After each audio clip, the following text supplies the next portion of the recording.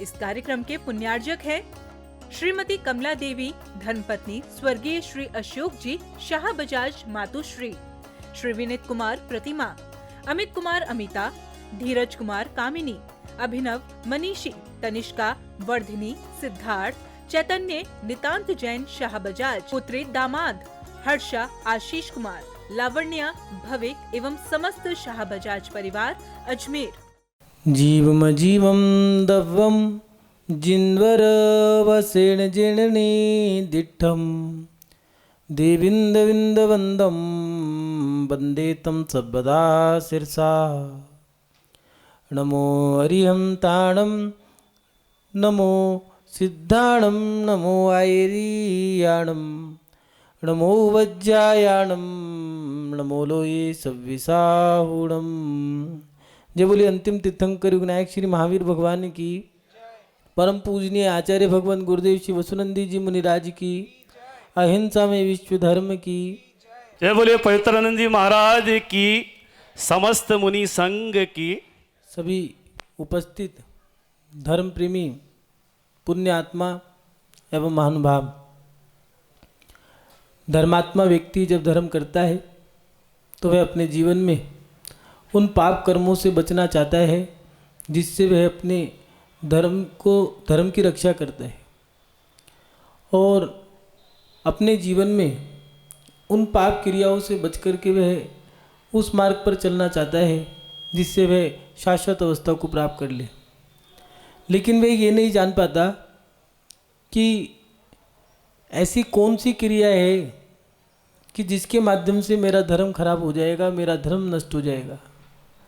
धर्मात्मा व्यक्ति को दो चीज़ों की आवश्यकता पड़ती है, एक धर्म के मार्ग पर आगे बढ़ने के लिए धर्म की जानकारी की, और दूसरा जिससे धर्म नष्ट हो जाए ऐसे वो पाप कर्म, उनसे बचने के लिए पाप की जानकारी। धर्म और अधर्म दोनों की जानकारी जब उसके पास होती है तो वह व्यक्ति सही मार्ग पर चल कर के अपना लक्ष्य शीघ्र प्राप्त कर लेता है। लेकिन मन में एक जिज्ञासा आती है कि ऐसे कौन से कारण हैं जिससे हमारा धर्म छूटता है।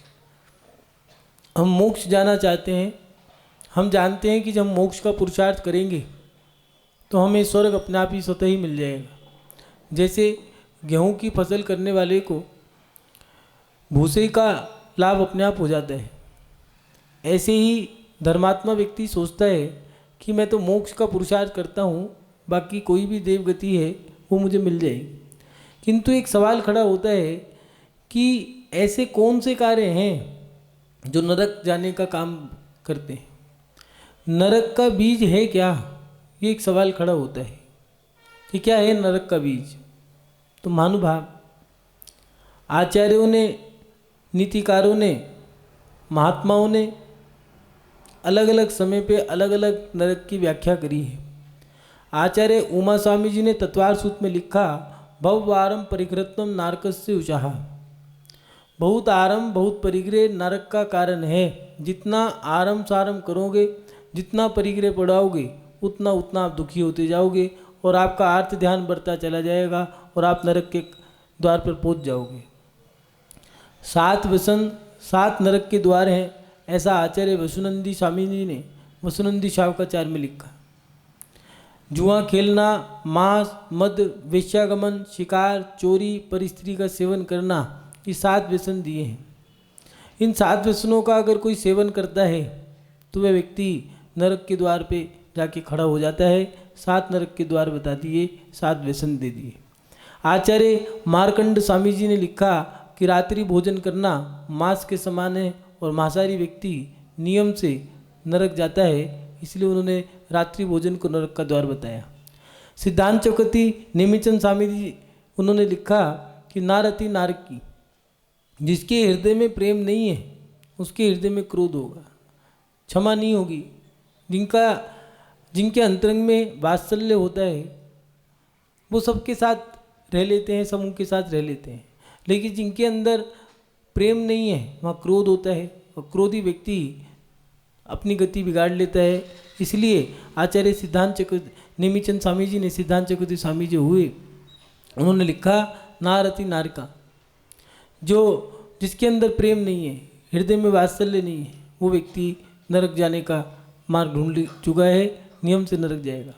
इसके साथ साथ कई आचार्यों ने लिखा आर्त ध्यान, रौद्र ध्यान और 5 पाप, हिंसा, झूठ, चोरी, कुशिल, परिग्रह, 3 मकार, मद, मांस, मधु का सेवन करना, ये भी नरक के द्वार हैं। इनके साथ साथ वेद व्यास जी ने महाभारत में 4 नरक के द्वार बताए। पहला स्त्री का सेवन, पर स्त्री का सेवन करना, दूसरा रात्रि भोजन करना, संधान आचार का सेवन करना, और चौथा दिया आचार का सेवन करना और उसके साथ साथ जमीकंद का सेवन करना।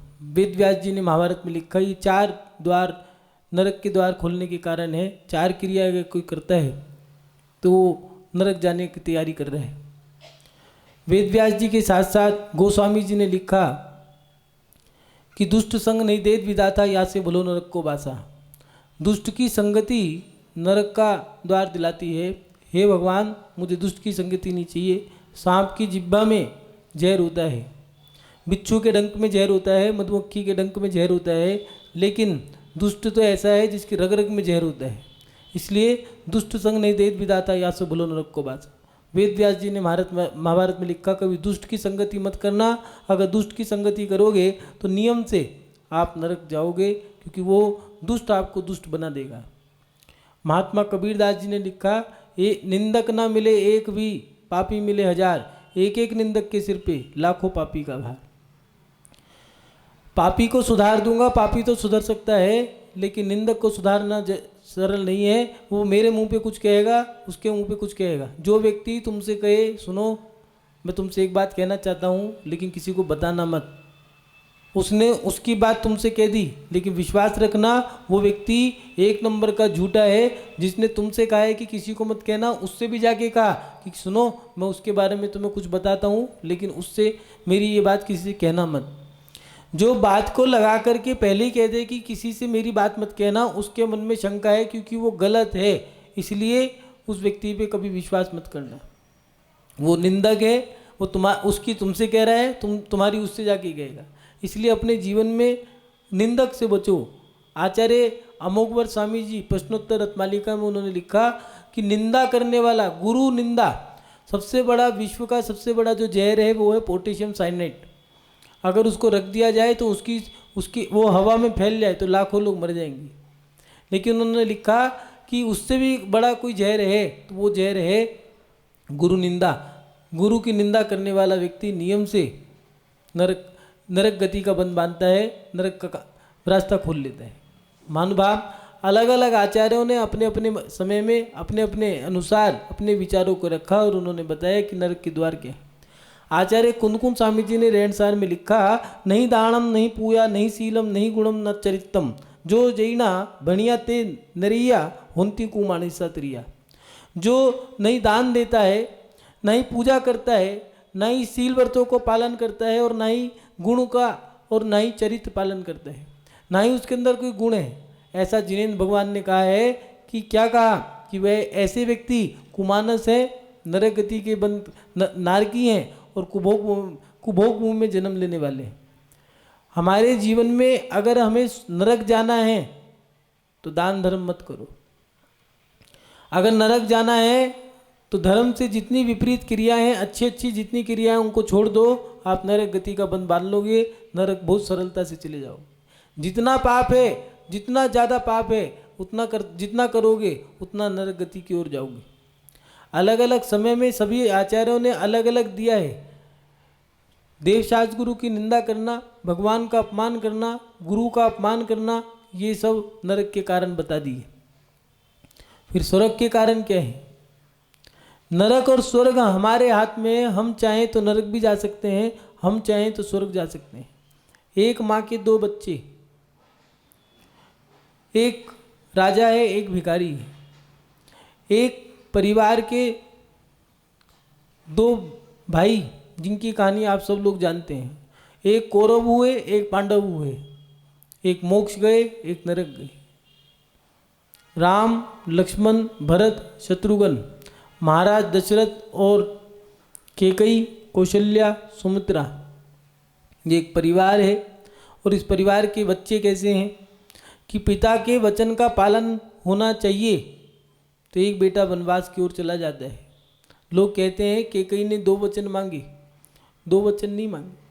वचन तो उसने एक ही मांगा था और उसने एक ही वर दिया था कि कैकेयी मांगो, मैं तुमने जो मेरी रक्षा करी है, तुम्हारी रण कुशलता को देख करके मैं बड़ा प्रसन्न हूँ, इसलिए जो मांगना है वो वर मांगो। क्योंकि युद्ध के समय में कैकेयी ने सारथी बनकर के दशरथ की रक्षा करी थी। दशरथ पहले ही से ही कैकेयी को पसंद करते थे और उसके साथ साथ उनने रक्षा करी, तो अति प्रसन्न होने पर कहा कि वर मांगो, तो उनने कहा ठीक है रख लो। पुरुष जब भी प्रसन्न हो और महिलाओं को कुछ देना चाहते हो और महिला कहे नहीं बाद में ले लूँगी, हाथ क्या हिसाब बराबर कर देना। कभी कभार ऐसा है एक के 10 देने पड़ जाते हैं। जिस समय कहा उसी समय दे दो, उस समय क्या पता 1000, 5000, 2000, 4000 रुपये की चीज़ मांग लो, 10 साल बाद ब्याज टका लगा करके पता नहीं कितना रुपया मांग ले, मकान मांग ले। पहले तो सोने की जंजीरी मांग रही थी, अब तो पूरा बंगला ही मांग लिया। इसलिए हाथ के हाथ ही हिसाब बराबर कर देना। कुछ लोग उधार रख लेते हैं, हाथ के हाथ दे दो, बढ़िया है, फायदे में रहोगे। दशरथ ने उधार दे दिया कि बाद में, उनने कहा बाद में ले लूँगी जब जरूरत पड़ेगी। ठीक है, यही होता है, पुरुष महिलाओं पे रीझ जाते हैं और वो फंस जाते हैं।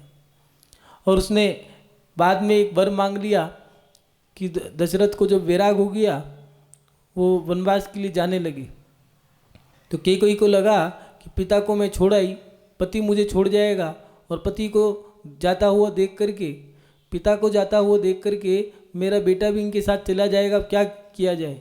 ठीक है, एक काम करो, तुम तो जाओगी, तुम्हें तो वैराग हो गया।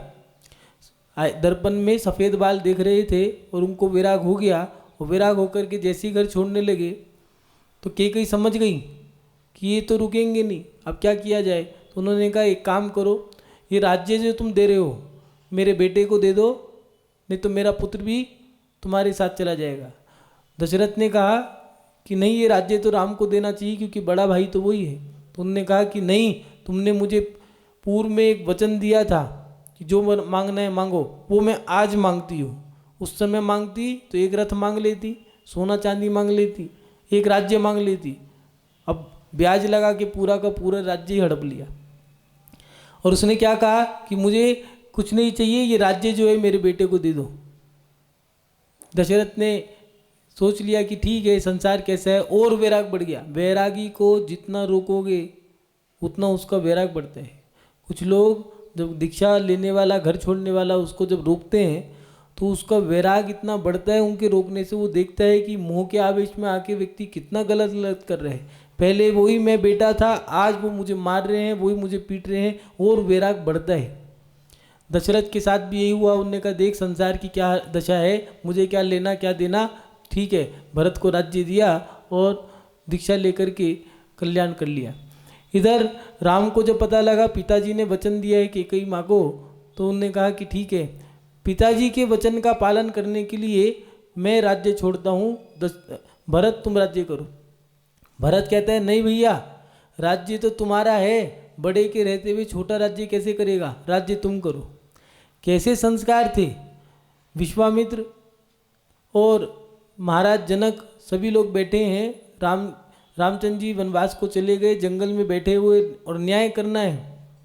सामंत भी है, राजा महाराजा सभी उपस्थित हैं, लेकिन न्याय क्या कौन करें, क्योंकि एक बेटा राज्य इसलिए छोड़ने को तैयार है कि पिता का वचन पालन करना है, एक बेटा राज्य इसलिए छोड़ रहा है कि भाई वनवास को जा रहा है तो मैं भी साथ ही जाऊंगा।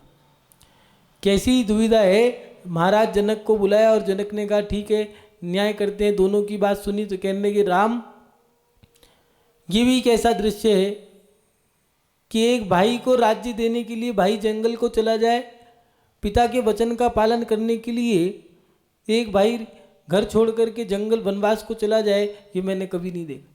ये भी इतिहास साक्षी रहेगा कि पिता के वचन का पालन करने के लिए कोई वनवास भी जा सकता है, और वनवास को जाते हुए भाई को देख करके कोई भाई अपना सब कुछ छोड़ करके उसके पीछे चला जाए, ये भी मैंने पहली बार देखा। ये इतिहास साक्षी रहेगा। और महानुभाव, इतिहास आज भी साक्षी है कि लोग राम की दुहाइयाँ देते हैं, अपने बच्चों के नाम राम रखते हैं। किसी बेटे का नाम लक्ष्मण रखते हैं कि ऐसा सेवा करने वाला भाई था। आज्ञा में रहने वाला भरत था, भरत की आज्ञा में रहने वाला शत्रुघ्न था। एक घर के अंदर 4 बच्चे ऐसे हुए, पिता दीक्षा लेकर के चले गए, नाम अमर हो गया। और एक ही घर के अंदर स्त्री ऐसी हुई कि उसने बेटे के साथ अन्याय कर दिया, जबकि भरत से ज़्यादा कैकेयी राम को चाहती थी। महानुभाव, हमारे घर के अंदर ही हमारे नरक और स्वर्ग के द्वार हैं।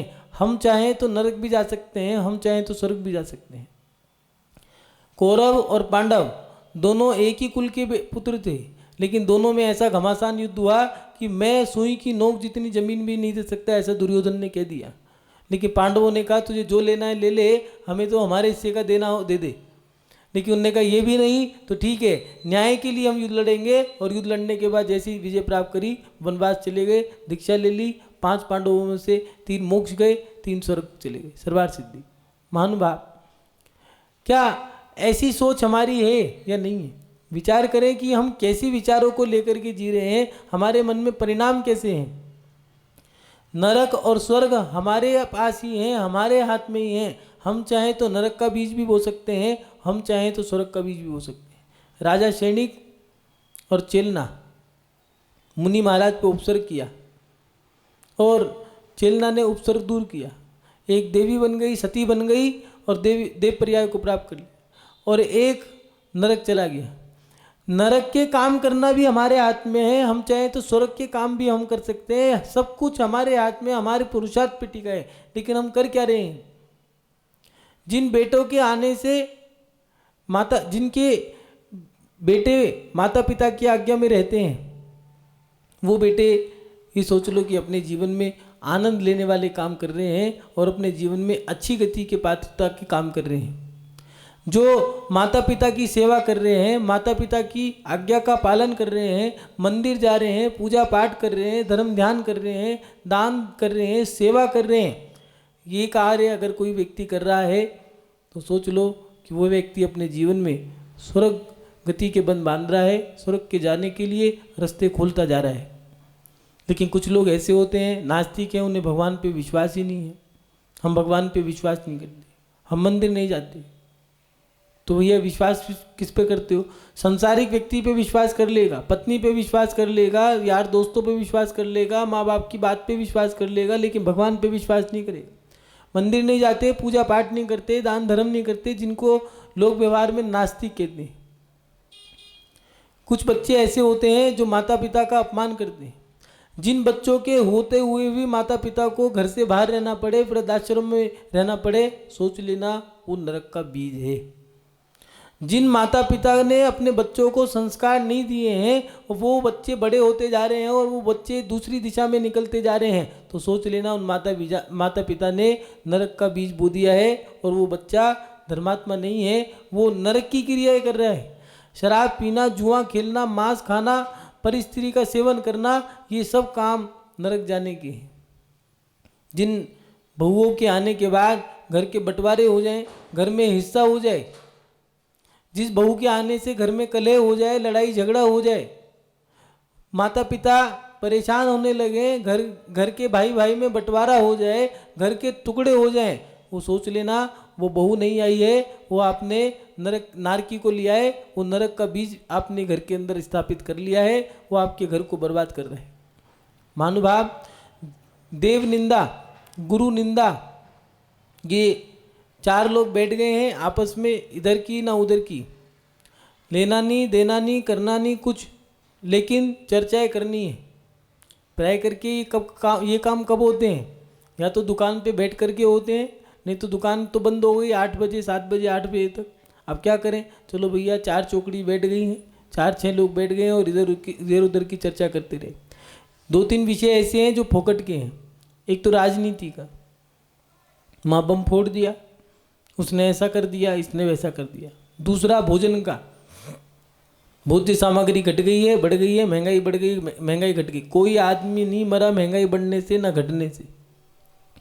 तीसरा धर्म का क्षेत्र, मंदिर में ऐसा हो रहा है, मंदिर में वैसा हो रहा है, गुरु ऐसे हैं, गुरु वैसे हैं। इन चीज़ों पे व्यक्ति चर्चा कर रहा है, लेकिन उससे किया तो उसने रुपये का नुकसान, कमाया उसने रुपया, नुकसान कर दिया उसने लाखों करोड़ों अरबों रुपए का। गुरु निंदा सबसे बड़ा अपमान है। इसलिए जो व्यक्ति गुरु की निंदा कर रहा है, देवशास्त्र गुरु की निंदा कर रहा है, जिन्हें भगवान का अपमान कर रहा है, वह व्यक्ति नारकी है, नरक का बीज बो रहा है। महानुभाव, अलग अलग आचार्यों ने अलग अलग उपमाएं दी हैं। बहुत आरम और बहुत परिग्रह को इकट्ठा करता है तो वो भी नरक के द्वार ही खोल रहा है। जितने में गुजारा हो उतना रखो, उससे ज़्यादा क्यों करते, परेशान होगे। दुष्ट के साथ संगति करोगे तो आपको दुख मिलेगा ही मिलेगा। अभक्ष का सेवन करोगे 2-4 महीने तो ऐसे धर्मात्मा पानी छान के पीना, रात्रि भोजन का त्याग करना। जुलाई के महीने में चतुर्मास स्थापित हो जाते हैं सभी साधु के। जुलाई के महीने में तो ऐसे ही धर्म के ध्यान की बातें करते हैं, इनसे बड़ा कर्मकांड और सिद्धांत का चक्रवर्ती कोई नहीं हो सकता। जुलाई का महीना गया और अक्टूबर के अगस्त और सितंबर के महीने में व्रत उपवास शुरू हो जाते हैं। तो ऐसे उपवास करेंगे, ऐसा लगता है यही मोक्ष जाएगा इसी पंचम काल से। लेकिन जैसे ही सितंबर का महीना गया और अक्टूबर नवंबर का महीना आया तो तैयारी ऐसी शुरू हो गई है, चलो भैया व्यापार परचेजिंग करना शुरू करते हैं, बाजार चलते हैं, उसकी शादी में जाना, उसके कपड़े खरीदना और शादी में जाने के बाद नवंबर का जो महीना आया, अब उसका जन्मदिन, उसका साल गिर गया, उसका साल चढ़ गया, उसकी सालगिरह है, उसका जन्म दिवस है, उसके यहाँ शादी है, अब रात को खा रहे हैं, गुर्रा रहे हैं, चिल्ला रहे हैं, सब काम कर रहे हैं। 4 महीने तो ऐसे भक्त थे, चौथा महीना पूरा हुआ नहीं, पता चला 1 नंबर के कम भक्त निकले। कहाँ गए धर्मात्मा? यहाँ आचार्य भगवंत जी लिख रहे हैं, महाभारत में वेद व्यास जी ने लिखा, अभक्ष का सेवन करना, परिस्त्री का सेवन करना, असंधान आचार का सेवन करना, जमीकंद को खाना, रात्रि भोजन करना, ये 4 नरक के द्वार बताए। ये तो महाभारत में बताया वेद व्यास जी ने। इसी को रविशेन स्वामी जी ने पद्म पुराण के 14वें अध्याय में दिया कि कोई व्यक्ति रात्रि में भोजन करता है और उसके साथ भोजन करने वाले वो तो नारकी, और उसके साथ भोजन करने वाले कुत्ते बिल्ली, वो त्रियंच गति के पात्र बन रहे। महानुभाव, जिसने भोजन दावत रखी है रात्रि में, उस रात्रि में दावत रखने से वो तो नरक गति का बंध बांध चुका है। इतने लोगों को उनने भोजन कराया। और वो मायाचारी जिन्होंने, कई लोग ऐसे हैं, हमारा तो रात्रि में 8 बजे का त्याग है भैया। क्यों भैया 8 बजे तक कौन सा दिन निकलता है राजस्थान में? राजस्थान, दिल्ली, यूपी, हरियाणा, इस साइड, अगर आप कर्नाटक साइड कहते तो चलो मान लेते एक बार को, ठीक है, वहाँ दिन थोड़ा सा बड़ा हो सकता है। और विदेशों की बात करते तो वहाँ दिन आगे पीछे भी हो जाते हैं। लेकिन किस व्यक्ति के 8 बजे तक, रात्रि 8 बजे तक हमारा त्याग है, कोई व्यक्ति कह रहा है 9 बजे तक त्याग है, किसी ने 10 बजे तक, एक व्यक्ति ने तो यहाँ तक कि हद ही पार कर दी, कहने लगा मेरा रात्रि के 2 बजे के बाद रात्रि भोजन का त्याग है। क्यों भैया, भगवान पे एहसान कर रहे क्या? 2 घंटे और खा लेते, 4 बजे तो दिन ही निकल जाता। ये हम छल कपट क्यों कर रहे हैं? बहुत आरंभ, बहुत परिग्रह रख रहे हैं, रखे जा रहे हैं, बढ़ाए। जब एक गाड़ी से गुजारा कर सकते थे तो क्यों 4 रखी? अब फिर अब चिल्ला रहे महंगाई। क्यों भैया, जो मजदूर है वो नहीं जी रहा क्या? आज के समय में आप भी जी रहे हो, वो भी जी रहा है, लेकिन आपने अपनी आवश्यकताओं को इतना बढ़ा दिया है जिससे आप परेशान हो। इसलिए आचार्य उमा स्वामी जी ने लिखा, बहु आरंभ परिग्रह नारकस से ऊंचा। उसके साथ साथ आचार्य वसुनंदी स्वामी जी ने लिखा, 7 व्यसन, जुआ खेलना। IPL शुरू होने वाला है, क्रिकेट शुरू होने वाला है। पहले मनोरंजन था, लेकिन मनोरंजन को कैसे आपने जुए में बदल दिया है। वो जीतेगा तो इतना लगाएंगे, सट्टा, एमसेक्स, शेयर मार्केट, इसमें ये सब जुआ है। अब भैया ये तो 1 नंबर का, किस अपेक्षा से आप 1 नंबर का मान लोगे? जुआ खेलना, मांस खाना, ये बाजार की जितनी सामग्री है, अंडे वाले केक, ये फास्ट फूड जितने भी आते हैं आउट ऑफ कंट्री के हैं। मैगी यहाँ की नहीं है, वहाँ के नूडल्स में आटे में ही अंडा डाल के बनाते। क्या कारण है? आप घर में बनाते हो तो उसमें खिंचाव नहीं आता, बाहर जाते हो तो पिज्जा में ऐसा खिंचाव आता है, घर वाले में क्यों नहीं आता है? लेकिन हमें तो वो खाना ही है। जुआ खेलना, मांस खाना, वेश्या का, परिस्त्री का सेवन करना। रात को 2 बजे बच्चे करके रहे हैं मोबाइल पे, कौन सा कॉलेज चल रहा है? परिस्त्री का सेवन करना, शिकार करना, ये 7 व्यसन, 7 नरकों के द्वार आचार्य वसुनंदी स्वामी ने शावकाचार में दिए। इसके साथ साथ वेद व्यास जी ने महाभारत में भी दिया 4 नरक के द्वार। और इससे गोस्वामी जी ने दुष्टता, अपने जीवन में संगति अगर बनानी है तो सज्जन की संगति बनाओ, दुष्ट की संगति बना करके अच्छा नहीं होगा। कई लोग नशे का सेवन का त्याग कर देते हैं, लेकिन दोबारा पुनः अगर नशे वाले व्यक्ति के साथ बैठने लगते हैं तो फिर बहुत नशे का सेवन शुरू कर देते हैं। ये क्या हुआ? जिसकी संगति में जाओगे, दूध की दुकान पर जाकर के आप सोने की अंगूठी खरीदोगे तो नहीं मिलेगी, या फिर सब्जी भाजी तरकारी की दुकान पे जाओगे, आप कह दो भैया लोहे की जंजीर दे दो, तो वो कहाँ से देगा? ऐसे ही दुष्ट के पास आपको अच्छी संगति नहीं है, वो वहाँ पर आपको अच्छे विचार नहीं मिलेंगे, अच्छी क्रिया नहीं मिलेंगी। आपकी क्रिया कौन सी है, विचार कैसे? परेशान, संसार में परेशान होने का कारण जब व्यक्ति संसार में मर्यादा को नष्ट कर देते हैं। धर्म और कर्म दोनों का एक संतुलन है, लेकिन जब आप संतुलन बिगाड़ देते हो तो आप दुखी होना शुरू हो जाते हो। दुष्ट संग नहीं देत विधाता, यहाँ से भलो नरक को बासा। संगति से बचो, अपनी संगति कैसी है उस पर ध्यान दो। और उसके साथ साथ कबीरदास जी ने तो यहाँ तक लिख दिया, निंदक न्यारे राग, निंदक ना मिले एक भी, पापी मिले हजार। एक एक निंदक के सिर पे लाखों पापी का भार। हे भगवान, मैं दुष्ट पापी को सुधार सकता हूँ, लेकिन निंदक मेरे मुंह पे कुछ है, पीठ पीछे कुछ है। आचार्य कुनकुन स्वामी जी लिख रहे हैं, ना दानम ना पूजा, जिनने कभी जीवन में दान नहीं दिया, कभी पूजा ही नहीं, कभी शील का पालन नहीं करा है। कई महिलाएं, बालिकाएं, और ऐसा नहीं पुरुष भी, जो लड़की अभी शादी नहीं करी है जिसने, उस लड़की को सजने के लिए दिया क्यों है? क्यों सज रही है? महिला, किसी महिला ने श्रृंगार किए हैं, वो तो चलो उससे पूछे किसके लिए, तो उन्होंने कह दिया पति के लिए किए, ठीक है। लेकिन महिला ने श्रृंगार किए पति के लिए, लड़की ने श्रृंगार किसके लिए किए? अब कोई उसे उठा के ले गया, लड़की किसी के साथ भाग गई तो क्या अब रो रहे हैं हमारी भाग गई, तो भगाने के काम करोगे? अब भैया तुम्हें किसी ने, तुमने दिखाया, उसने देख लिया, उसने पसंद कर लिया, अब वो दोनों भाग गए तो फायदा ही तो हो गया। फोकट में भाग गए, तुम्हें खर्चा करना पड़ता 20, 25, 50 लाख रुपया, और 50 रुपये, 100 रुपये या 1000, 500 रुपये मेकअप करके भाग गए, फायदा ही हो गया। क्योंकि तुमने लड़की को सजाया किस लिए? दिखाने के लिए, और देख करके वो भाग गई तो अच्छा हुआ ना, 1000, 2000 में खर्चा हो गया पूरा। 50 लाख का खर्चा था वो बच गया। हम जो कर रहे हैं, सील का भी पालन हमें करना होगा। अगर गलत कर रहे हो तो गलत ही प्रभाव मिलेगा।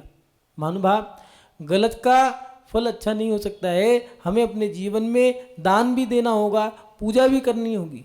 मोक्ष जाना है, स्वर्ग गति में जाना है, अगर नरक गति नहीं जाना तो ना दानम ना पूजम।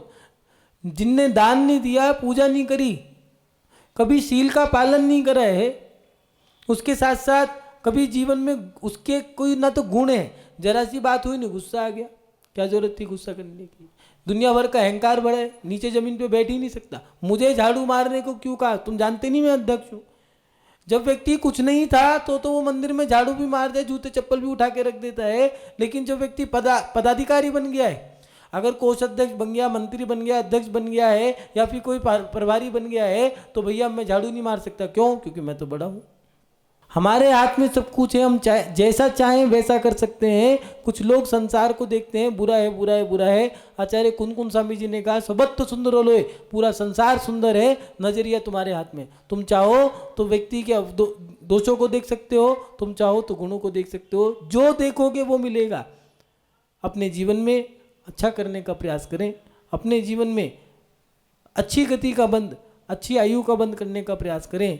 नरक गति का बंद बड़ी सरलता से होता है। महानुभाव, उत्तम गति का बंद करने के लिए मेहनत करनी पड़ती है, पुरुषार्थ करना पड़ता है, जागरूक रहना पड़ता है। अपने जीवन में नरक गति के बंद बनने वाले कार्यों से बचें।